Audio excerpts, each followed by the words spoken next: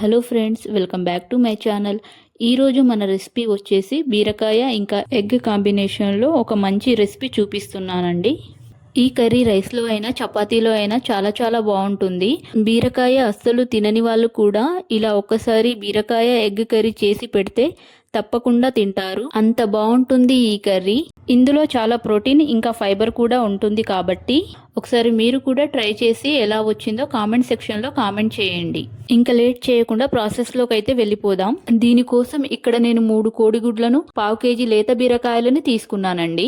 బీరకాయ పైన ఉన్న తొక్కని ఇలా లైట్గా తీసేసుకోండి. లేత బీరకాయలు కాబట్టి ఎక్కువ తొక్క తీయాల్సిన అవసరం లేదండి. అదే ముదిరిన బీరకాయలు అయితే తొక్క కొంచెం ఎక్కువ తీస్తే సరిపోతుంది. బీరకాయల్ని నేను ఇలా చిన్నగా ముక్కలుగా కట్ చేసి తీసుకుంటున్నానండి. బీరకాయ ముక్కలు చిన్నగానే కట్ చేసుకోవాలి, అప్పుడే ఎగ్లో బాగా కలుస్తాయి. ఇప్పుడు స్టవ్ ఆన్ చేసి కడాయిలో 2 నుంచి 3 టేబుల్ స్పూన్ల ఆయిల్ వేసుకొని, ఆయిల్ వేడయ్యాక 1/2 టీ స్పూన్ జీలకర్ర, 1/2 టీ స్పూన్ ఆవాలు వేసుకొని కొంచెం ఇలా చిటపట అన్నాక చిన్నగా తరిగిన ఉల్లిపాయ ముక్కలు వేసి, ఉల్లిపాయ ముక్కలు సాఫ్ట్గా అయ్యే వరకు ఆయిల్లోనే వేగనివ్వాలి.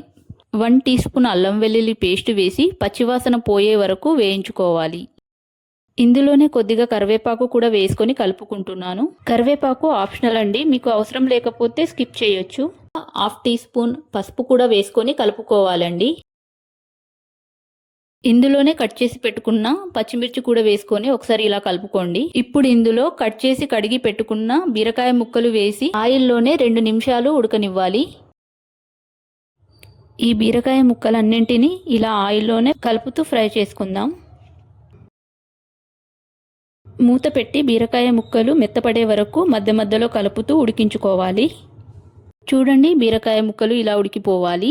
బీరకాయ ముక్కలు కాస్త ఉడికాక కట్ చేసి పెట్టుకున్న టమాటా ముక్కలు కూడా వేసి ఒకసారి కలుపుకోవాలి. టమాటా ముక్కలు పండినవే తీసుకోండి, లేదంటే కర్రీ అంత టేస్ట్గా రాదు. ఇక్కడ నేను కర్రీకి సరిపడా సాల్ట్ ముందుగానే వేస్తున్నాను. ఇలా సాల్ట్ ముందుగా వేయడం వల్ల టమాటా ముక్కలు సాఫ్ట్గా మగ్గుతాయి. ఇలా కలుపుకొని మూత పెట్టి టమాటా ముక్కలు మెత్తబడే వరకు ఉడికించుకోవాలి.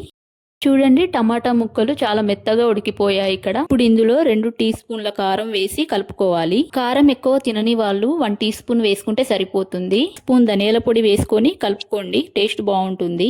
మూత పెట్టి మరో 2 నిమిషాలు ఉడికించుకుందాం. చూసారు కదా, టమాటా మగ్గి బీరకాయలోని వాటర్ బయటకు వచ్చాయి. ఇందులోనే కొద్దిగా కొత్తిమీర కూడా వేసుకొని కలుపుకున్నాను. ఇక్కడ నేను కొత్తిమీర ముందుగానే వేస్తున్నాను ఫ్లేవర్ కోసం. చూడండి, బీరకాయలోని వాటర్ అంతా పోయి కర్రీ ఇలా దగ్గరకు వచ్చింది. ఇప్పుడు ఇందులో ఎగ్స్ ని యాడ్ చేద్దాం.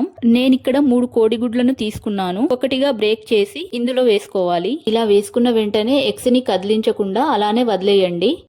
చూసారు కదా, నేను తీసుకున్న 3 ఎగ్స్ ని ఇలా బ్రేక్ చేసి కర్రీ మీద వేసుకొని మూత పెట్టేసి ఆవిరి మీదనే స్టవ్ సిమ్లో పెట్టేసి ఒక 5 నిమిషాలు ఉడికించుకున్నామంటే ఈ ఎగ్స్ కాస్త పర్ఫెక్ట్ గా ఉడికిపోతాయి. ఇలా మీరు కదిలించకుండా ఎగ్స్ ని ఉడికిన తర్వాత గనక కర్రీని కలుపుకుంటే నీచు వాసన అస్సలు రాదండి. చూసారు కదా, ఇలా ఎగ్స్ కాస్త ఉడికిన తర్వాత కర్రీలో ఈ ఎగ్స్ బాగా కలిసేంత వరకు కలుపుకుంటే ఎగ్ స్మెల్ కూడా మీకు అస్సలు రాదు. ఇలా ఎగ్ మొత్తాన్ని కర్రీలో కలిసేంత వరకు కలుపుకోవాలి. చూడండి, ఎగ్ అంతా బీరకాయలకు ఇలా పట్టి కర్రీ ఎంత బాగా వచ్చిందో.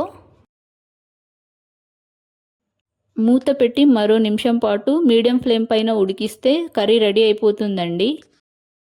చూసారు కదా, ఎగ్ ఉడికి ఇలా ఆయిల్ బయటికి వచ్చింది. ఫైనల్గా కాస్త కొత్తిమీర వేసుకొని ఒక సర్వింగ్ బౌల్లో సర్వ్ చేసుకుంటే వేడివేడి బీరకాయ ఎగ్ కర్రీ రెడీ అయిపోతుంది. ఈ కర్రీ చాలా టేస్టీగా చాలా బాగుంటుందండి. ఒకసారి మీరు కూడా ట్రై చేసి ఎలా వచ్చిందో కామెంట్ సెక్షన్లో కామెంట్ చేయండి. ఈ కర్రీ మీకు నచ్చితే లైక్ చేయండి, కామెంట్ చేయండి, షేర్ చేయండి. ఇలాంటి మరెన్నో రెసిపీస్ కోసం మన ఛానల్ని సబ్స్క్రైబ్ చేసి బెల్ ఐకాన్ బటన్ ఆన్లో పెట్టుకోండి. Thanks for watching friends.